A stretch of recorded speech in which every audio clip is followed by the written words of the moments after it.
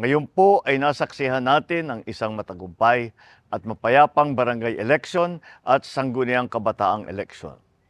Ang report po sa akin ni Chairman George Garcia ng COMELEC, tapos na ang bilangan at naging maayos naman overall. Kaya salamat po sa lahat ng mga tumulong. Ngayon, binabati ko ang lahat ng mga bago at muling nahalal ng barangay at SK official. Napakahalaga po ng inyong papel sa ating lipunan. Isang panibagong pagkakataon na naman po ito upang makapagserbisyo sa mga Pilipino at sa ating bayan ng buong puso at higit pa sa abot ng ating makakaya.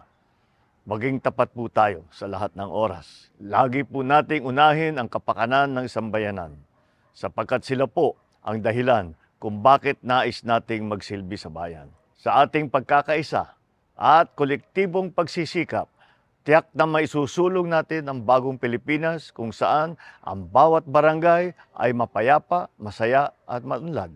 Kung saan ay nananaig ang pagkakaisa, pagkakaunawaan at kasaganahan.